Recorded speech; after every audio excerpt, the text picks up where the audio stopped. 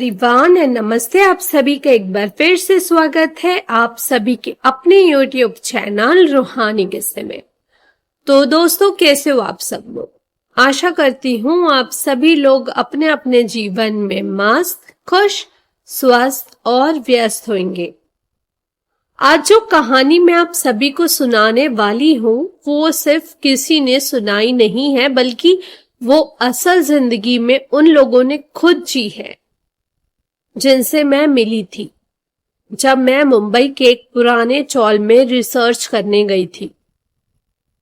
मेरा मकसद था उस जगह की सच्चाई जानना, क्योंकि मैंने वहां के कहानियां बहुत र्यूमर्स सुनी थी, तो मुझे र्यूमर्स पे इतना यकीन नहीं होता है।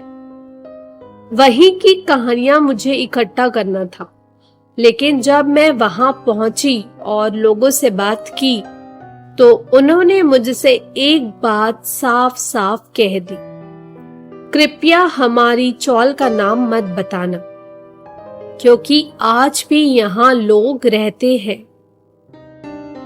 और अगर ये कहानी फैल गई तो यहाँ डर का माहौल बन सकता है। उन्होंने मुझसे कहा, तुम हमारी कहानी जरूर सुनाओ, हमारे अनुभव जरूर बांटो, लेकिन हमारे नाम या हमारी जगह को पहचान मत बनने देना। कुछ लोगों ने तो अपने नाम तक शेयर करने की इजाजत दे दी, लेकिन ज्यादातर ने यही चाहा कि बस उनकी कहानी लोगों तक पहुंचे, ताकि लोग समझे कि अंधविश्वास और सच्चाई के बीच बहुत पतली सी एक लाइन होती है और कभी कभी डर सिर्फ मन का वहम नहीं होता।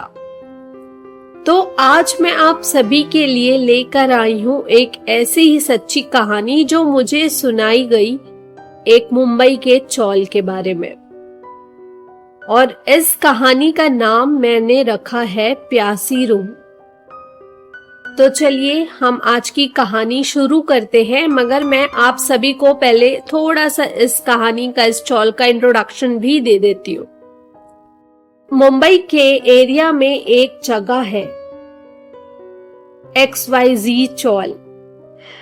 बाहर से देखो तो एकदम आम सी बस्ती लगेगी, पर रात होते ही यहाँ की हवा में कुछ बदल जाता है। लोग चुप हो जाते हैं, दरवाजे बंद हो जाते हैं और एक रूह हर रात किसी के दरवाजे पर दस्तक देती है। सिर्फ एक ही बात कहती है, पानी दो।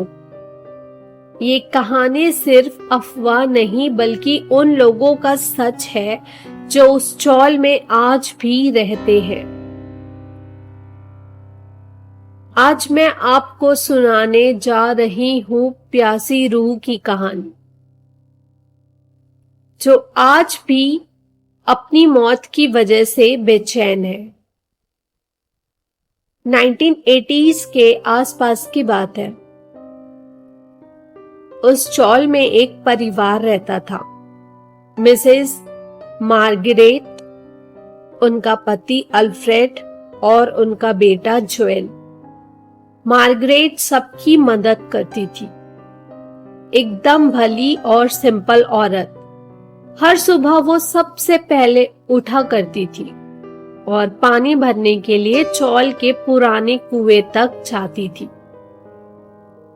लोग कहते हैं कि वो अपने घर के लिए नहीं, पूरी चौल के लिए पानी ले आती थी। सब उन्हें पानी वाली आंटी कहकर बुलाते थे। एक दिन की बात है, सुबह 4 बजे का वक्त था। थोड़ा अंधेरा था और हवा में थोड़ी नमी थी। मार्गरेट यूजुअल जैसे अपने मटके के साथ कुएं पर पहुंची, पर उस दिन कुछ अलग था। लोग कहते हैं जैसे किसी ने उसे धक्का दिया हो। मटका फिसला और वो सीधा कुएं में गिर गई। आवाज आई, लेकिन जब लोग भाग के पहुंचे कुछ नहीं मिला। कुएं के अंदर काफी गहराई थी और उनका जिस्म कभी नहीं मिला। उस दिन के बाद चौल में कुछ बदल गया। रात को लोगों ने आवाज सुनी, एक औरत की जो कहती थी पानी दो, बस एक घुट पानी। एक लड़की ने बताया कि रात के 2 बजे उसके कमरे की खिड़की पे किसी ने नॉक किया। जब उसने देखा तो एक सफेद साड़ी में भीगी औरत खड़ी थी। उसकी आंखों में एक ही सवाल था, पानी है? ये था उनका फर्स्ट एक्सपीरियंस। अब मैं आप लोगों को बताती हूँ सेकंड एक्सपीरियंस। उसी चौल में एक कमला आंटी रहती थी जो 30 साल से वही चौल में रह रही थी। उन्होंने बताया एक रात वो बाथरूम गई थी तो उन्होंने देखा कि कुएं के पास एक औरत बैठी है। कमला आंटी ने कहा, मैं जानती थी वो कौन है, मगर उसकी आंखों में मौत थी। मैंने पीछे मुड़कर देखा और वो गायब हो गई। ये उनका सेकंड एक्सपीरियंस था। अब मैं आपको लेके चलती हूँ थर्ड एक्सपीरियंस के बारे में बात करने।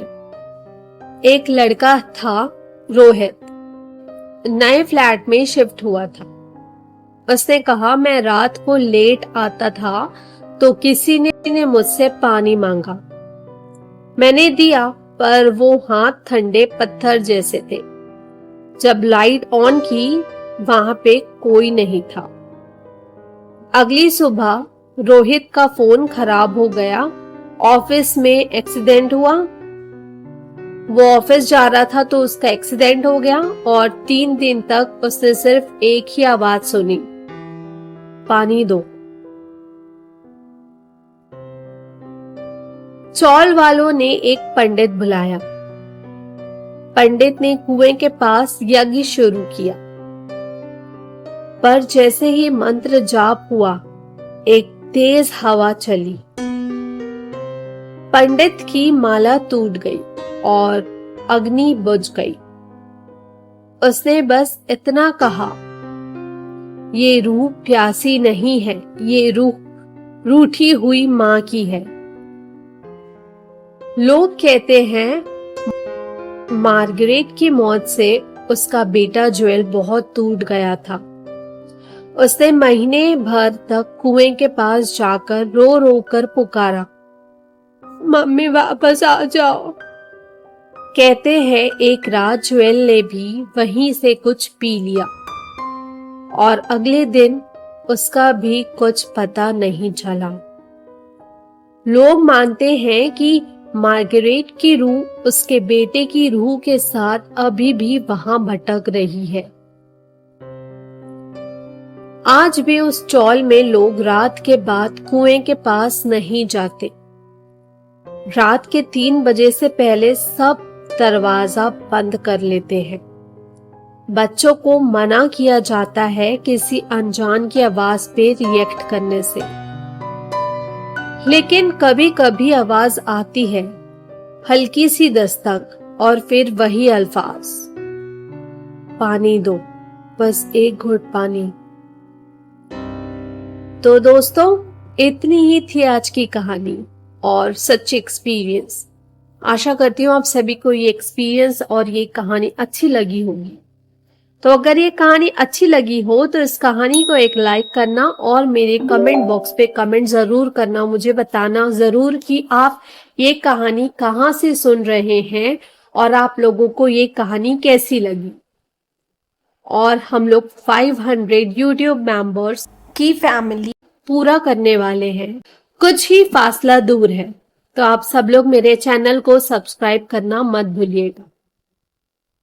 और अगर आप लोगों के पास भी कोई कहानी और किस्से हैं जो सच्ची घटना पे बेस्ड है, ट्रू हॉरर इंसिडेंट है, और आप लोग चाहते हैं कि आप लोगों की कहानी भी मैं अपने चैनल पर लेकर आऊं, तो आप सभी लोग मुझे इंस्टाग्राम में मैसेज कर सकते हैं।